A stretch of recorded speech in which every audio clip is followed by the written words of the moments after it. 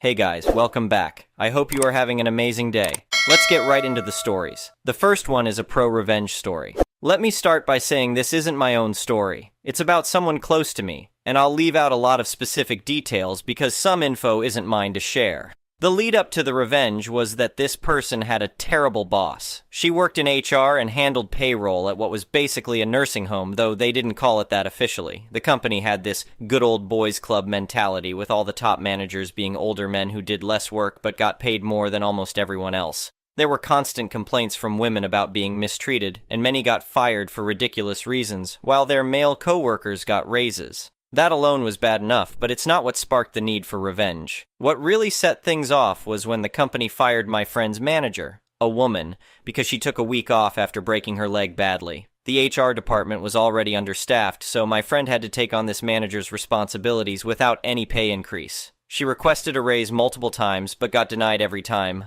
A couple of months later, the company hired a new manager to replace the old one at almost twice the salary. This new guy was an older man. I'm not sure what he actually did all day because my friend continued doing all the managerial tasks, and she knew for a fact that his account didn't have access to the systems he needed, and he never asked for that access. For 6 months, my friend showed this manager issues with their system, including payroll, and explained that she was the only employee who knew how to use the payroll system, and the only one with access to it. The sexist jerk ignored her and regularly made comments about how she was replaceable and useless. One day she snapped. She set up a bot with her credentials to automatically assign her pay each pay period, according to her actual salary, so not stealing or anything. She then carefully planned her next move and put in her 2-week notice, right before a big department-wide vacation week and right before her only coworker left for 2 weeks. She wouldn't have time to train the coworker even if they were around.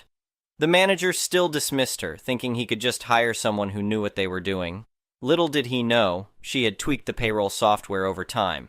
Nothing major, but it was very different from the base software. She was the only person who knew how to properly use it, and the only one in the whole company, including the CEO, who had access to the necessary numbers to actually run payroll. When she left after those 2 weeks, the company had 2 whole pay periods where they couldn't pay their employees. They just couldn't. But my friend still got paid because they never disabled her automatic payment thing. They couldn't. Eventually, they called her and basically begged her to consult with them on their payroll. For the past 6 months, she's been paid $300 an hour for 4 hours a week to run the company's payroll. Fully remote, even though it was an in-person job before. And to top it all off, she doesn't even actually work those 4 hours. She wrote a script on her personal device to process payroll for her. She just has to press one button. She's working another job now, but damn, she really stuck it to them for their crap. "Hey, what did the manager say when your friend put in her notice?" I asked. "Oh man, you should have seen his face," she replied with a laugh.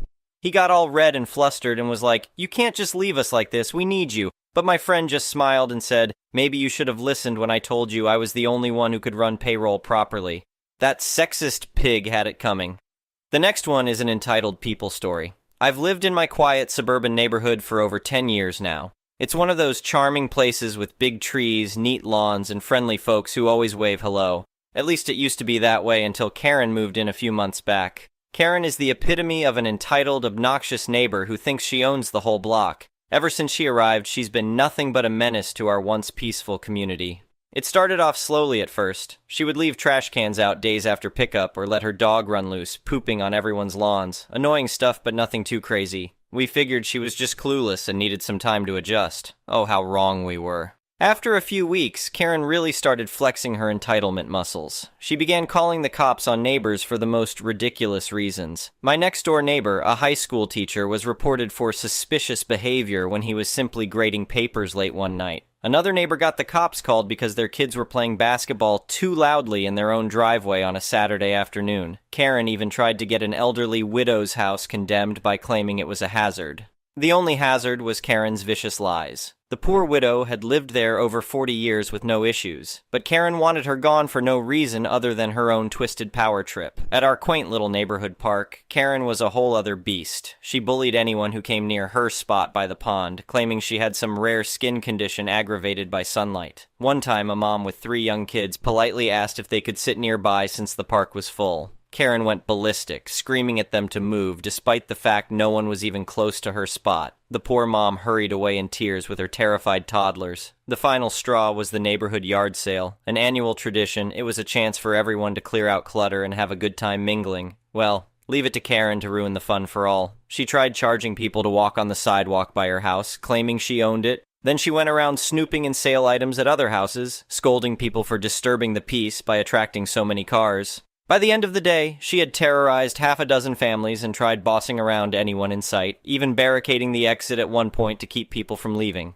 That was it. We had finally had enough of her maniac behavior. I teamed up with a few other fed-up neighbors to report Karen's harassment and intimidation to the Homeowners Association board. We showed them documented evidence of her deranged behavior going back weeks. Other neighbors contributed their own stories, creating an overwhelming case against Karen. The HOA held an emergency meeting and voted unanimously to evict Karen, the first time such drastic measures had been taken in our neighborhood. They served her papers the very next day, ordering her to vacate the premises immediately due to dozens of policy violations. Karen absolutely lost it. She threw rocks at the HOA president's house and slashed someone's tires. The police had to come and threaten to arrest her if she didn't leave willingly. Almost a month later, she was still refusing to get out, forcing the HOA to take further legal action.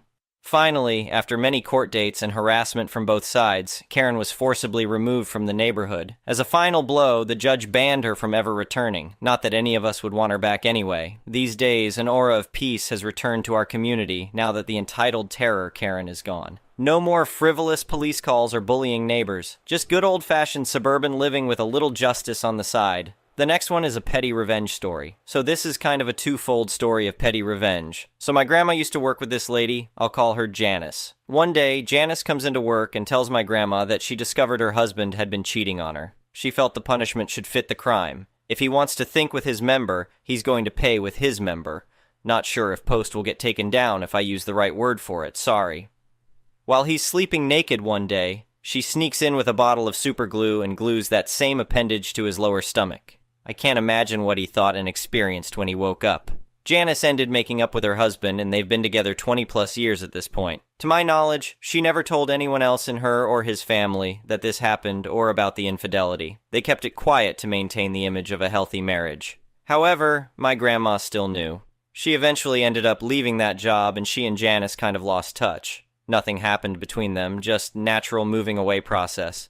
My grandma ended up telling my mom the story, and my mom told me. Years later, Janice decides to insult my mom on social media for no reason. My mom had made a post that Janice didn't like or agree with. We weren't even close with Janice or her family at this time. She was just a follower friend on this platform. She had pretty much no relationship with my mom and was just commenting, I guess, to judge her. And Janice implied she was a bad and sinful mom and woman. Cue my petty revenge. I tagged Janice back in a comment and said something along the lines of, "My mom may not be perfect, but at least she's never used superglue on us." She had no response. I like to hope her family and friends saw my comment and asked her about it. Even if they didn't, though, she'll still have to face the psychosocial damage of knowing that my family knows what she did and that maybe other people do. The next one is a malicious compliance story. So, for a little context, this story is not mine.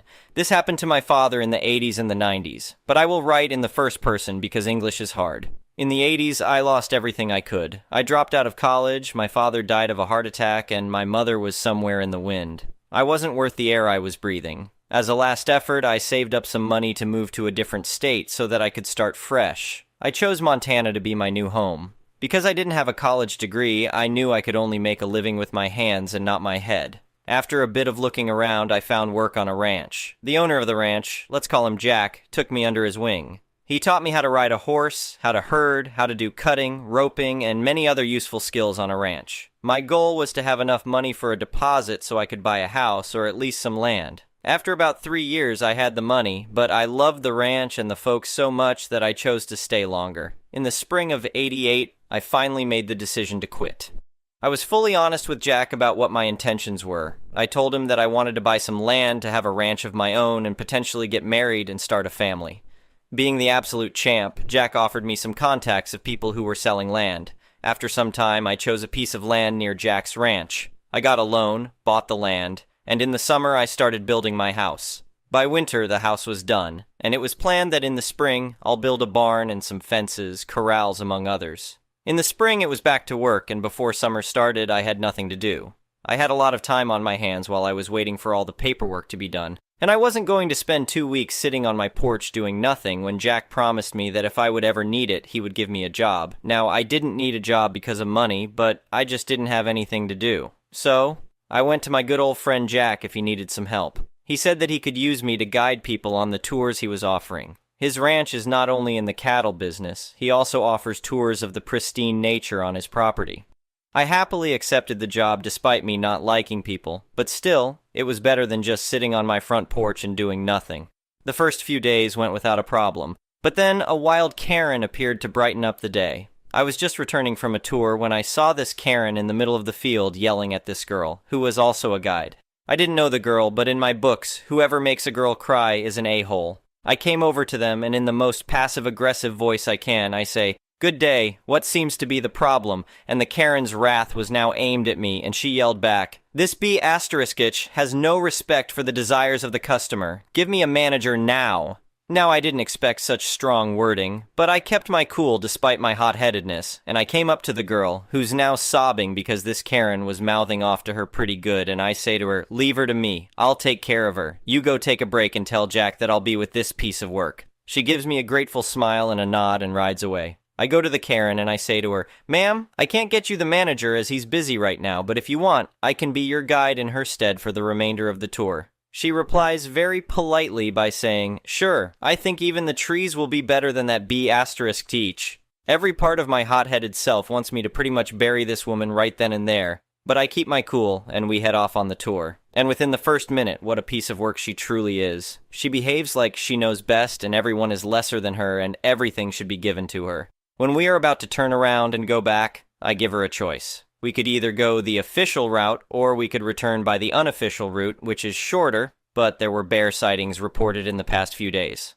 I tell her that the unofficial route is quite dangerous, but just as I wanted her to do so, she vehemently objects because she is the wisest person alive and knows the best. Great, my trap had worked. After about 5 miles on this unofficial route, she starts screaming and turns so pale that she is even more white than paper. In the distance, there is a grizzly. I knew about the danger I dragged both of us into, but in the end, it was technically her choice to go that route.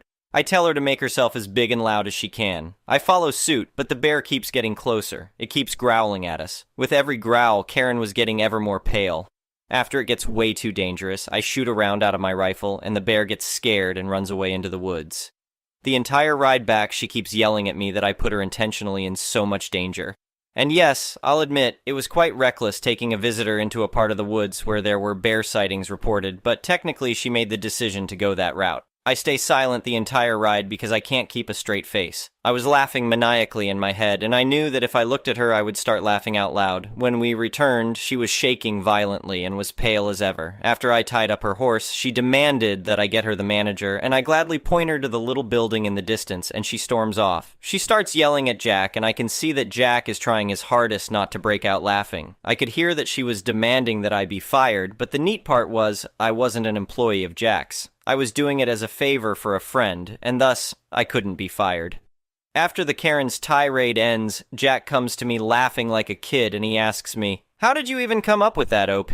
I start giggling as well and answer, "Well, she made the girl cry, so I wanted to give her special treatment. I heard of the bear sightings and it worked out well in my favor." He then asks me not to do that again as it was reckless, and I agree and I tell Jack, "I don't plan on doing it again, but I had a plan if the bear mauled the damn wretch." My defense would be that I gave her the choice to go on a safer path, but because she was apparently of higher intellect than me, I simply agreed. Jack gives me a smile and heads off. Years later, my father would end up meeting that girl guide again. Her name was Abby, but nowadays I simply call her Mom. The next one is an entitled people story. I work in a Burger King as it pays slightly better than what I was getting working for my aunt, and I've encountered several Karens before, but this incident was the most recent. Last week I was doing a deep cleaning of the playground due to a birthday party that had just finished up earlier, and it was my last task to do before clocking out. My boss had asked me to close the playground since I'd be deep cleaning, and she didn't want customers to be in contact with any chemicals that I'd be using. While cleaning, I noticed that the AC was out and the playground was extremely hot to the point where I had difficulty breathing. To add to the issue, I'm also extremely allergic to some of the cleaning products that we use, so I'm basically in an oven with no airflow and using cleaning chemicals that I can't even touch without my skin cracking. I'm struggling to breathe and cleaning, and while doing that, I notice this man and his daughter, who looks like she'd be at least 4 years old, watching me clean in the main lobby. I didn't think much of it, mainly because I was more worried about getting out of the playground room as quickly as I can. I clean the inside of the playground's tubes and slides and any place I'd fit, clean the tables and the windows, and broom and mop. Throughout this, I have the door to the playground locked. The man and his daughter are sitting outside of the playground, clearly waiting for the door to the playground to open. I get out, taking the cleaning tools with me. Without locking the playground from the lobby side, I didn't have the keys on me, and you'd only be able to lock the playground without a key from inside its room. So I drop off the cleaning products in the back, and I tell my boss about the AC being out and to give me the key to lock the playground from the outside. She hands it to me, and I quickly head back to the playground to lock it, worrying that customers might try to get in despite the signs I put up clearly saying the playground was closed. Sure enough, the daughter was going inside the playground with the man holding the door open. I quickly get to him and ask him to take his daughter out, as the playground was closed due to issues with the AC and cleaning chemicals all over the playground. He gets angry, and while grabbing his daughter, he starts yelling at me, "I waited for so long for you to clean up that mess. Why are you closing the playground if the store is still open?" Me: "Sir, the reason is due to my boss telling me to close it. The playground was just cleaned and the chemicals can't be aired out because the AC is down." Entitled man: "When does it open?" Me: "I'm not entirely sure. My boss is calling the repair guy right now, so hopefully it'll be open in the morning."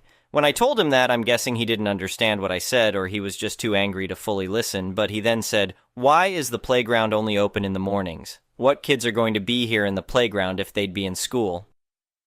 The day after was Saturday, so I was confused on what he'd meant on that comment, but I shrugged him off. I was already too tired, and I was in the middle of an allergy attack to say anything to the man, but that made him even more angry, and he said, "This is so king insane. I waited for 15 minutes to get my order and the cashiers were giving me attitude, and now you want to close the playground in the middle of the afternoon. I want your boss to fire you."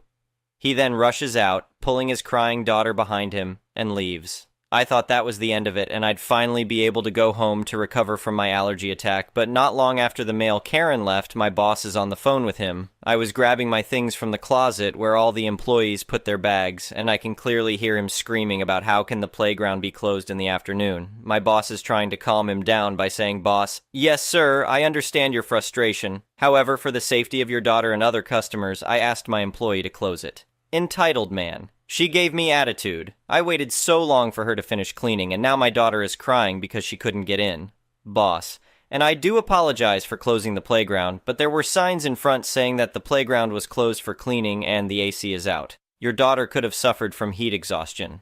Entitled man: "But why did the employee tell me that the playground is only open in the mornings? What kids are going to be there in the morning?" Boss: "I did not tell my employee that the playground was only open in the mornings. I'll talk with her, though there is a chance that maybe there was a misunderstanding. Our repairman is coming in soon to take a look at our AC, so we hopefully should be open by tomorrow. I sincerely apologize for your inconvenience."